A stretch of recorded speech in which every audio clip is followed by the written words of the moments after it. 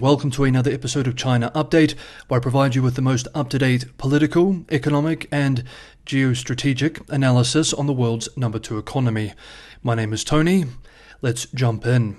Okay, happy Saturday everybody. It's the weekend, so it will be a very foreign policy heavy video. There has been so much to cover this week that there may also be an extra video tomorrow on Sunday. Let's begin, and as we normally do, let's move through the salient developments in US-China relations from this week. This week saw the third meeting of the Economic Working Group between the US Department of the Treasury and the PRC Ministry of Finance. Expectations for the meeting were low, but at least the two sides are talking again. According to the US readout, quote, US officials frankly raised issues of concern, including China's industrial policy practices and overcapacity. We actually covered both of these in the last 2 episodes, specifically surrounding solar panels and electric vehicles, and the resulting impact on US workers and firms. US officials reaffirmed that the US is not seeking to decouple the two economies. End quote. The Chinese readout expressed, quote, the Chinese side expressed concerns about issues such as additional tariffs imposed by the US on China, restrictions on bilateral investment, and sanctions against Chinese companies. End quote. State media in China has continued its anti-US articles, with this as a common theme. For example, a special piece this week called "The US Should Not Treat National Security as a Cure-All," party mouthpiece, The People's Daily, expressed, quote, the US continuously uses the guise of national security to politicize, instrumentalize, and weaponize economic, trade, and technological issues. American politicians talk about fair competition, but deep down they adhere to America first and wield the sanction club. In recent years, the US, in its efforts to contain and suppress China, has generalized its concept of national security into a catch-all basket. End quote. Of course, a common pushback from US-based commentators is that China has been accused of doing the very same thing. Meanwhile, this week we learned that the White House has opted not to replace its top Asia expert, quote, triggering alarm among some allies at a time when the US has been rallying countries behind efforts to counter China, end quote, in the words of UK-based The Financial Times. Kurt Campbell, the Biden administration's former Asia czar, is expected to be confirmed by the Senate in his new role as Deputy Secretary of State, giving him a wider foreign affairs responsibility than the Indo-Pacific. Financial Times, citing unnamed sources, reports that the White House would not appoint a replacement for him as Indo-Pacific Coordinator, a role created in 2021 to sharpen the US focus on China as its primary strategic consideration. Evan Medeiros, former top White House Asia advisor to Barack Obama, expressed on the news, quote, White House leadership on Asia has been indispensable. That's now lost and is not being replaced.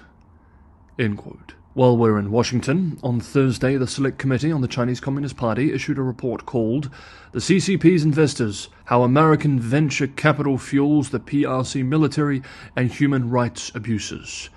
The congressional panel accused several venture capital firms in the report, including GGV Capital, GSR Ventures, Qualcomm Ventures, and Weldon International, of investing more than $1.9 billion in groups involved in artificial intelligence and at least $1.2 billion in entities that help China develop its chip industry to further its, quote, military, genocidal, and techno-totalitarian ambitions. End quote. The report also said that one firm told the committee that PRC employees, quote, were scared to death about providing basic fund information to the committee because of potential repercussions in the People's Republic of China. End quote. The implications of this sort of report are clear. Quote, given the politics in both countries, expect US-China VC decoupling to happen much faster than overall trade decoupling, as these firms will be under increasing pressure to pick a side. End quote. Next up, Messi's perceived Hong Kong snub has now exploded into a full-blown PR and international incident. If you're enjoying today's episode of China Update, don't forget to hit the like button. Liking, sharing, and subscribing all helps for the channel. And for anyone who can go that extra mile and help me keep China Update financially sustainable, Patreon and Buy Me a Coffee links are in the description below. This is a lot of work, but all your support are all incredible sources of motivation. So thank you so much, everybody, for the ongoing support. Next up, we have already done 2 videos this week doing a deep dive into the ongoing Messi incident in Hong Kong and the subsequent blow-up in nationalist sentiment in the mainland. This mess is still blowing up, and we need to cover a few updates to supplement our last 2 videos on this. We remember that Chinese state media, Hong Kong politicians, and nationalist Chinese netizens have lashed out at Argentine soccer superstar Lionel Messi for playing in a match in Tokyo 3 days after sitting out a much-anticipated game in Hong Kong due to a groin injury. The online rage against Messi has intensified in recent days, with hundreds of millions of views on the PRC internet of related stories and posts. Indeed, as I sit in a Shanghai cafe writing this episode, there is a young couple sitting nearby discussing Messi playing in Japan. The organizer of Inter Miami's match in Hong Kong, Tatler Asia, said it would offer refunds of 50%. Tickets for the game cost up to 4,880 Hong Kong dollars, $624 each. The refunds will cost Tatler Asia 56 million Hong Kong dollars, $7.1 million.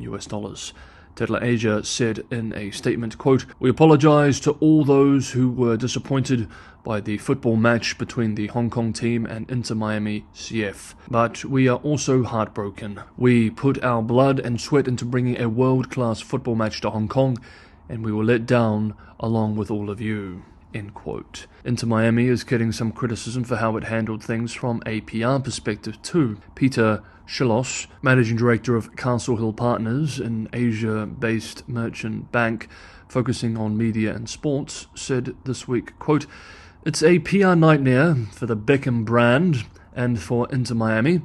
It is outrageous that he didn't handle it better." End quote. Inter Miami is getting heat from other quarters too, with activists criticizing the club for playing in Hong Kong in the first place, with its, quote, "deteriorating human rights situation," end quote. Then on Friday, the fallout continued when it was announced that an Argentina international friendly against Nigeria, due to take place in Hangzhou in eastern China, about an hour from Shanghai, next month, was cancelled. It was the Sports Bureau in Hangzhou which cancelled the Argentina-Nigeria friendly too, expressing in a statement, quote, "Because of the reasons known to all, we have learned from supervising authorities that the conditions are premature for the match to go forward. Now it's been decided that the match will be cancelled," end quote.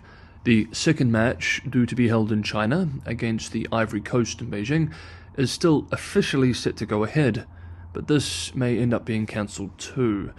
Entertainment and sporting brands around the world will be watching all of this very closely and asking, do we need to reprice the risk of having events in Hong Kong or mainland China?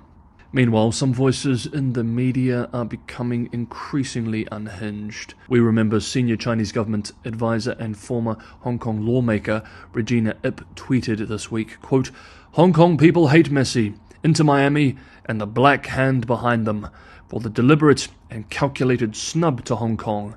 Messi should never be allowed to return to Hong Kong. His lies and hypocrisy are disgusting."